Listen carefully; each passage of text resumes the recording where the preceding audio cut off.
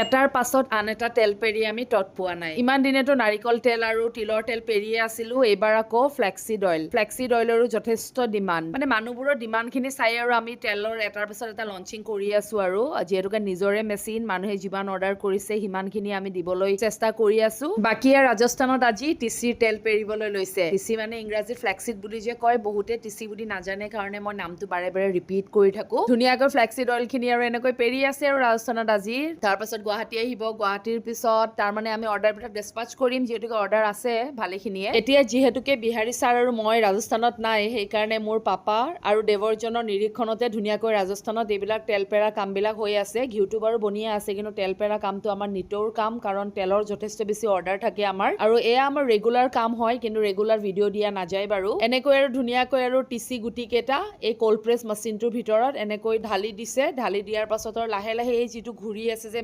মাৰিডালে লাহে লাহে এনেকৈ প্ৰেছ কৰি থাকে, আৰু প্ৰেছ কৰাৰ ফলতে তলফালে মানে ফুটা কেইটামান থাকে, সেইফালেদি নিগৰি যায় আৰু তেলখিনি। এয়ে হৈছে মানে কাচ্চি ঘানি যিটো মেচিন, এইটোৱে মেচিন, আৰু এইটো লাহে লাহে পিছা খাই যায় যে, সেইকাৰণে মানে এই যিটো প্ৰক্ৰিয়া, এই প্ৰক্ৰিয়াটো কল্ড প্ৰেছ বুলি কয়। আৰু কল্ড প্ৰেছ তেলৰ যিটো কোৱালিটি হয়, কোৱালিটিটো বহুত বেছি ভাল হয়, অধিক মাত্ৰাত নিউট্ৰিচন ইয়াত পোৱা যায়, সেইকাৰণে আৰু এই তেলটোৰ নাম কল্ড প্ৰেছ বুলি আৰু সকলোৱে কয়। আৰু মেচিনৰ মানে প্ৰকাৰ বহুত কেইটা আছে, কল্ড প্ৰেছ আছে, হাইব্ৰিড আছে, ব্ৰইলাৰ মেচিন আছে, ঢেৰ কিবা কিবি মেচিন, কিন্তু আমাৰটো কল্ড প্ৰেছ মেচিন হয়। এনেকৈ আৰু তেলবিলাক ধুনীয়াকৈ ওপৰত মানে এনেকৈ চেপা খাই থাকে, চেপা খাই খাই তলেদি এনেকৈ নিগৰি থাকে। এনেকৈ আৰু গোটেইখিনি তেলে আমি পেৰিবলৈ সক্ষম হওঁ এই কল্ড প্ৰেছ মেচিনটোতে। মেচিনটোৰ পৰা মানে অকমান অকমান এটুপ দুটুপকৈ মানে টোপাল টোপালকৈহে তেলখিনি নিগৰি আহে। এগাল মান একেলগে হৰহৰাই তেলটো পাছ কৰিব নোৱাৰে, কাৰণ যিটো মাৰিডাল থাকে, এই কল্ড প্ৰেছ মাৰিডাল, সেইডালেদি অকমান অকমানহে প্ৰেছ কৰে। তাৰমানে যথেষ্ট সময়ৰ প্ৰয়োজন হয় কল্ড প্ৰেছৰ পৰা তেলখিনি বাহিৰ হবলৈ বা নিগৰিবলৈ। ইমান লাহে লাহে এনেকৈ ওলাই আছে ন, আৰু এয়াই হৈছে কমপ্লিটলি পিয়ৰ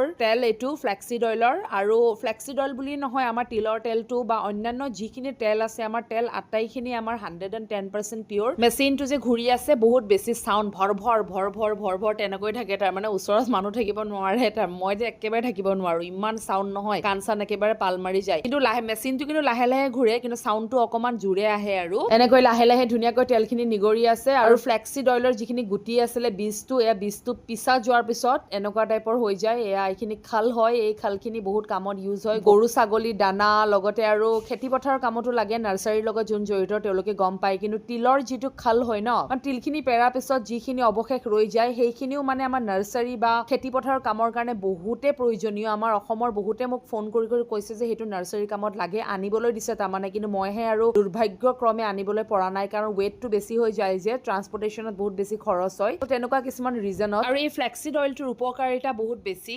তেলটোতো বহুতে খায়, স্কিনতো লগায়, হেয়াৰৰ কাৰণেও ভাল হয়, বহুত বেমাৰৰ কাৰণে ডক্তৰে এই ফ্লেক্সিড অইলটো খাবলৈ প্ৰেফাৰ কৰে। আচলতে মই বাৰু ইমান নাজানো, কিন্তু গ্ৰাহকসকলে কৈ থাকে ফ্লেক্সিড অইলটো অমুকটো কামত লগায়, তহুকটো কামত লগায়, তেনেকৈহে আচলতে মই জানিবলৈ পাৰিছো। আৰু ইউটিউব ইউনিভাৰ্চিটিৰ পৰাও বহুতখিনি শিকিছো, আৰু এনেকৈ চাওঁ ইউজেছ বিলাক। চ' সেইকাৰণে আৰু ফ্লেক্সিড অইলখিনি পেৰি আছো। বাকী আৰু নাৰিকল তেলৰ তিলৰ তেলটোতো পেৰি পেৰি গুৱাহাটী আনি আমি ততেই পোৱা নাই বাৰু। এনেকৈ আৰু আমাৰ চলি আছে আৰু তিল পেৰা মেচিনৰ কাম বিলাক সদায় এজ ইউজুৱেল কাম হয়, কিন্তু সদায় দেখুৱাবলৈ নোৱাৰো বা ভিডিঅ'ছো নাথাকে। কিন্তু বহুতে ডিমাণ্ড কৰি থাকে যে এইবিলাক ভিডিঅ' দি থাকিবা, সেইকাৰণে আচলতে আমি দি থাকো, আৰু ভালো লাগে দিয়কচোন। ইয়াৰ ফলত আমি দুই এটা অৰ্ডাৰো বেছি পাওঁ, আৰু ইয়াৰ উপৰি মানে মানুহখিনিৰ তালৈ এটা ভাল বস্তু আমি দিব পাৰিছো যেন আমাৰ নিজৰ এটা অনুভৱ হয় আৰু দেই। বাকী আৰু গ্ৰাহকেই সকলো, যিসকলে ব্যৱহাৰ কৰে আপোনালোকেহে গম পাব, বহুতে ভালো পাব পাৰে, বেয়াও পাব পাৰে, ইটস আপ টু ইউ, আপোনালোকে বা কেনেকুৱা পায়। কিন্তু টু বি অনেষ্ট, মোৰ নিজৰ ফালৰ পৰা মই এটা অনেষ্ট ৰিভিউ দিওঁ। এই যিখিনি তেল হয়, যেনেকে আমি দেখুৱাই থাকো তেনেকুৱাই হয়। ইয়াৰ উপৰি যিসকল মানুহে লৈছে, আপোনালোকে নিজেও গম পাইছে যে আমাৰ তেলৰ কোৱালিটিটো কেনেকুৱা হয়, বা